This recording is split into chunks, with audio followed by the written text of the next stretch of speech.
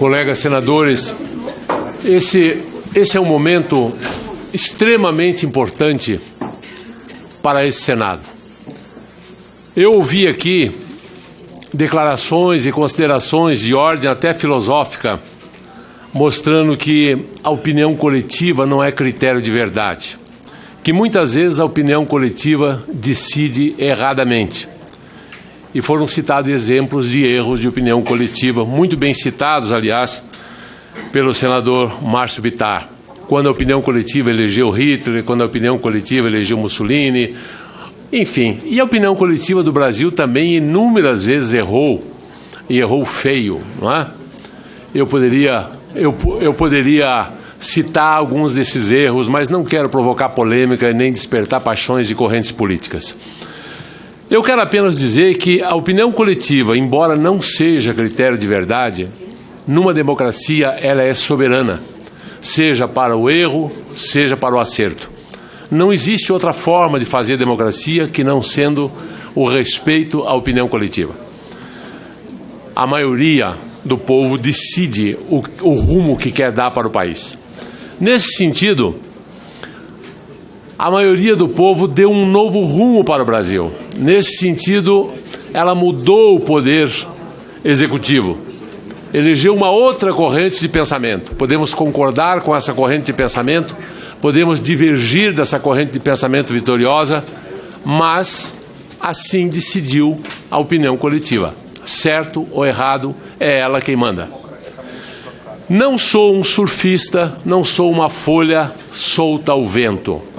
Tenho opinião, tenho convicções e acho que quando esse Congresso cassou mandatos de presidentes da República, e em nossa história temos vários casos de cassação de presidente da República, aqueles congressistas também não estavam surfando na opinião pública, também não eram folhas soltas ao vento. A sintonia que um político deve ter com a opinião coletiva é essencial numa democracia. É essencial. É claro que temos o direito sempre de colocar a nossa opinião, é claro que temos o direito sempre de tentar mudar a opinião coletiva, mas não respeitá-la não é democrático. Eu quero apenas dizer que considero que os ventos da democracia, os ventos da renovação, sopraram muito forte, já que estamos falando em folhas ao vento, sopraram muito forte no Poder Executivo e o renovou. Sopraram muito forte nesse Senado e renovou grande parte desse Senado, assim como renovou grande parte da Câmara dos Deputados. E a política tem que ser renovada. O povo tem o direito de fazer isso. Só que a política existe para o Legislativo, existe esse vento direto no Poder Executivo, mas não existe essa democracia direta com relação ao Poder Judiciário. O Poder Judiciário só pode ser renovado através desse Senado, através do Congresso. Nós não teremos renovação da nossa justiça, nós não teremos uma justiça mais rápida, mais eficiente, mais transparente, a não ser pela ação do nosso Senado. É nossa obrigação. O juiz Anselmo deixou muito claro isso na Constituição. Nós temos esse papel, nós temos essa dívida com o povo. Nós precisamos, sim, reformar esse país sobre os mais diversos aspectos.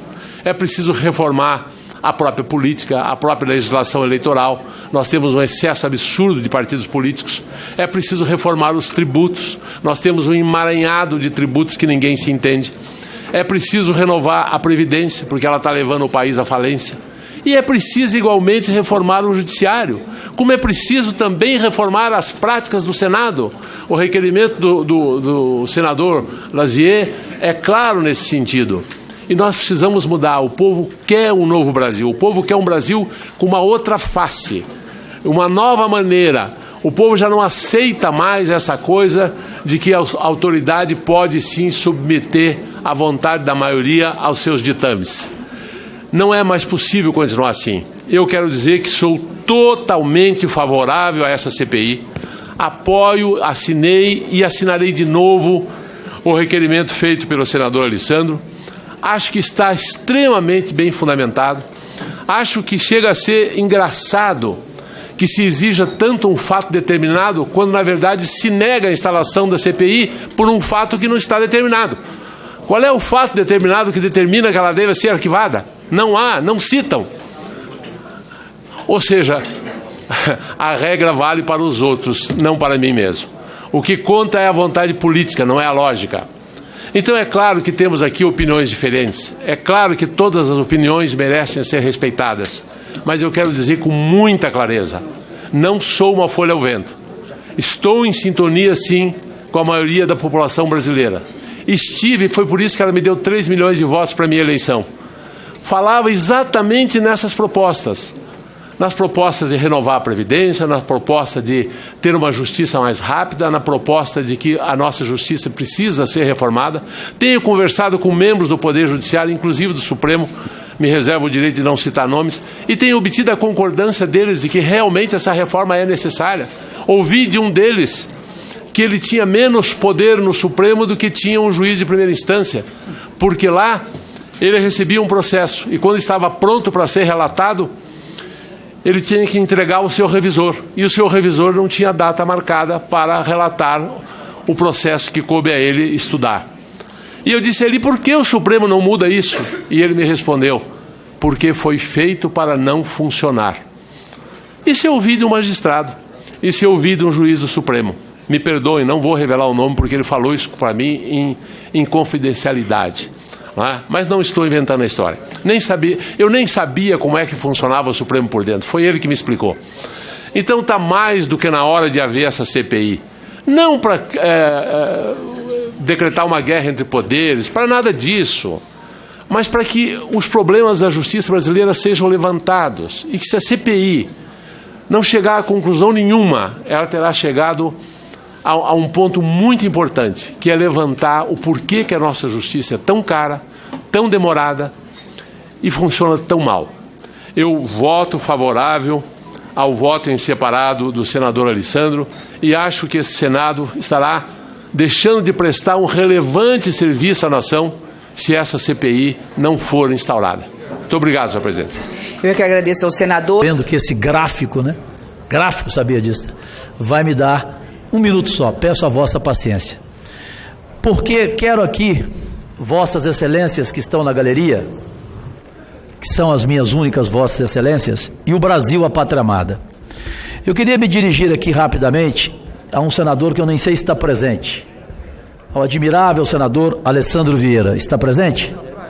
Senador, cabeça erguida, porque eu aprendi uma frase com o professor Darcy Ribeiro, meu companheiro de restaurante em Ipanema, no Rio, em que ele dizia o seguinte: eu prefiro a derrota das lágrimas do que a vergonha de não ter lutado.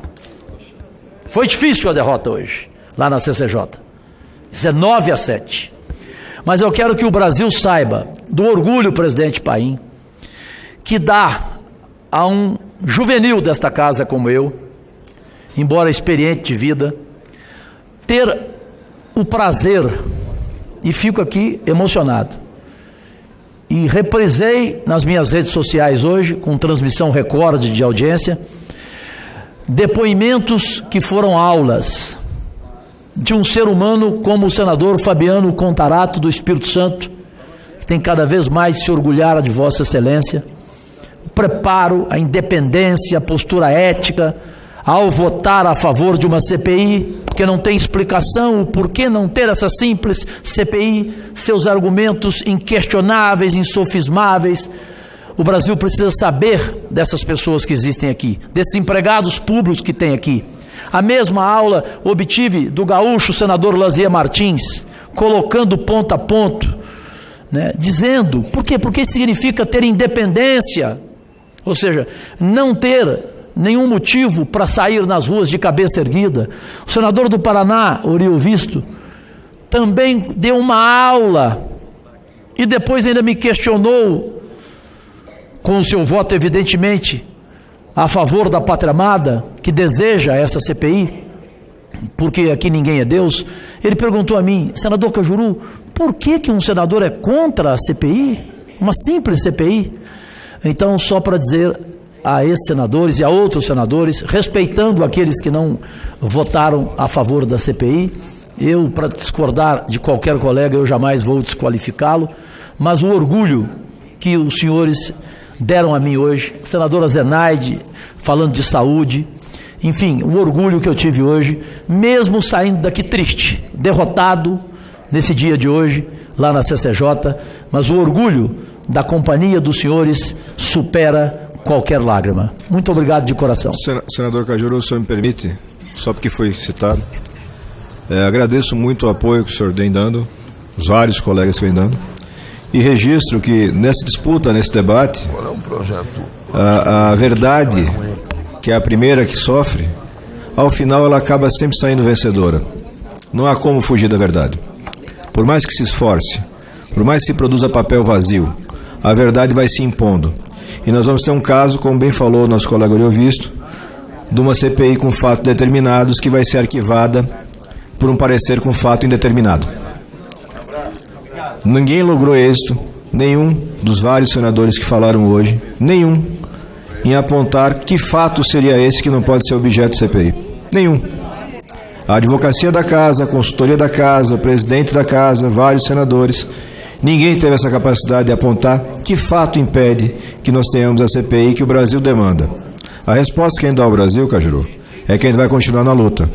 Porque aqui a gente não se conforma com aquilo que não é verdadeiro e que não é correto. Vamos continuar fazendo a nossa batalha, pode ter certeza, e vamos estar juntos. E só concluo dizendo que a aula do senador catarinense